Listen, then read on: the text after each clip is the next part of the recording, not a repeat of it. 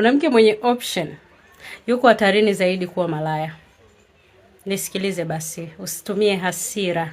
Na maanisha hivi, mwanamke ambaye ana uhuru wa kifedha, mwanamke ambaye ana uhuru wa kiuchumi, mwanamke ambaye ana uhuru wa kifikra, yani anaamini na yeye anatakiwa kuchagua mtu anayemtaka, yuko hatarini zaidi kama atafanya maamuzi yake kwa kutumia hisia, kama mwanamke asiye na uhuru wa kiuchumi wala uhuru wa kifikra. Mwanamke asiye na uhuru wa kifikra, maamuzi yake yataishia pale ambapo uwezo wake unaishia. Mwanamke ambaye ana uhuru wa kifikra na uhuru wa kifedha, maamuzi yake kama atayafanya na kwa hisia, atatumia fedha zake, atatumia elimu yake kwenda mbali ya kawaida ya mwanamke. Nasemaje?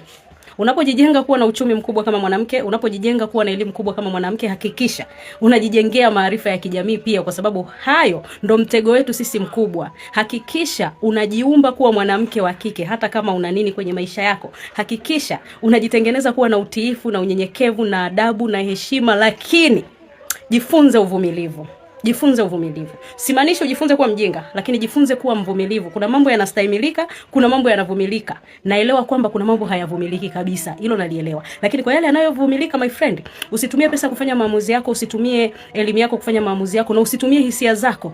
Tumia akili kufanya maamuzi yako. Hata kama hayo maamuzi yanataka sana hisia, kwa sababu uko kwenye kundi hatarishi zaidi na kupenda na kuthamini mwanamke. Endelea kujijenga, endelea kujifunza. Usiache kusoma kitabu cha Mwanamke wa Thamani Ndani Yangu. Kuna namna kitamnyanyua huyo mwanamke wa thamani ndani yako bila kumpotosha kwenye uhalisia wa mwanamke wake.